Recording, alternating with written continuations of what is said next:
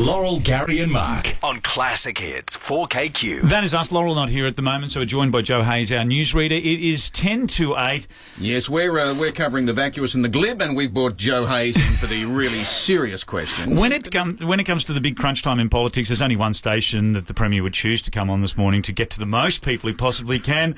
4KQ, Campbell Newman is here. Our Premier, good morning. Welcome. Good morning. Thanks for having me. Now, first up, thanks for just the 2 weeks for the lead up. I love a short lead up to an election. I'm sure you do as well. People would like that.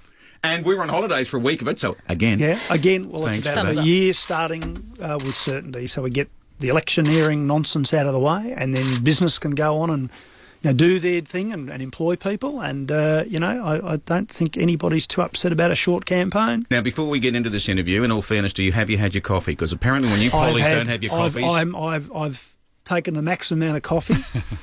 Yeah. Okay, so no excuses now, Premier. Not on the coffee front. Okay. I'll try and find another one if I need one. All right. Well, we want to know. Yep. You have been avoiding this. We want to know, if you do not win the seat of Ashgrove, who will be Premier of Queensland? Well, I'll give the same answer I've given a lot of times, and it's my belief is they go both hand in hand, and it's a very tight election, and that's why I'm urging people to really think clearly tomorrow.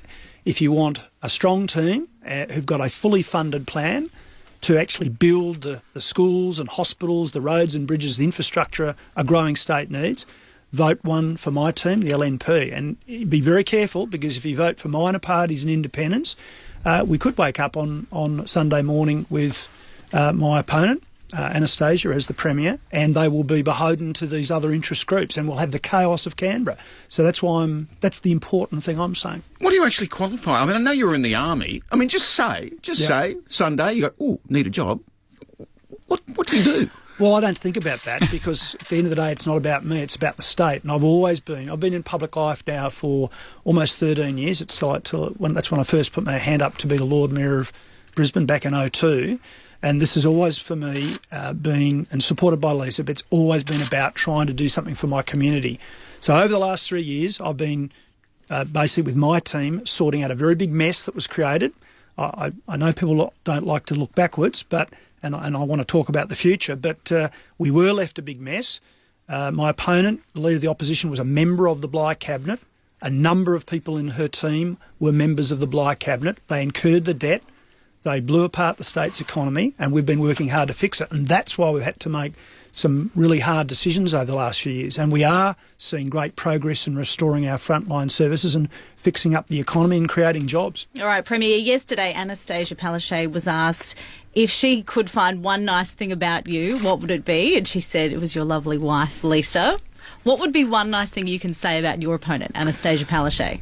Well, the thing I'd say is, particularly in a moment of sadness for our family last year, just only about a few weeks before Christmas, my mother-in-law, Lisa's mum, died, and Anastasia wrote us a very nice note and expressed the condolences of herself and her team, and that was very, very much appreciated. It was very, very sudden and quite a shock. So, yeah, that was what she did. Yeah. Reading in the newspaper this morning, I don't know whether you've caught up with it, Queensland, the happiest state in Australia. Why do you think we're so happy? Oh, the sunshine, the climate, the sunshine, the climate generally. I think didn't once say the leader. Well, give him time. Come on, I think that'd go down a howl of booze. But look, no, it's just a positive place, and that's what we're trying to do. We're trying to get the economy going. We want jobs for people. We want to make sure that we're the best place in Australia to live, and that's why we've got a really good plan. We have a plan that we created over the last 18 months with Queenslanders. We had 80,000 men and women, boys and girls, create the Queensland plan. You can get it off the internet, and it says very clearly the sort of state we want to be, and it talks about how we'll get to be the number one place. And we have a plan to fund the things that people want to see delivered. Now, I want to know how difficult it's been for you this campaign, because not only are you fighting in your own electorate against an opponent that could 24/7 just concentrate on that electorate, you're spreading yourself all over the state. How difficult is that? Well, it's a challenge, but I mean, again, it's always been about the state as overall. So the way I tell the story is myself and every one of the MPs in my team, we've created these strong local plans as well. So I've got a number of things that I'll do if I'm re-elected in my electorate, and if the government's returned. And similarly across the state, my team members all have these plans By the way, I have actually delivered all the things I said I'd deliver at the last election, but we've also got this overall vision for the state that we've created, the Queensland Plan with Queenslanders. And the reason we're leasing assets is because that is the only way we can fund the infrastructure, the roads and bridges, the hospitals, the schools, the new classrooms that this growing state needs. So we've got the plan, we've got the means to fund that future. Now, our opponents are trying to run around saying, oh, they're being moderate. Well, sorry, that's not being moderate. If you don't have a plan to fund the things the state needs, that's negligent, indeed irresponsible.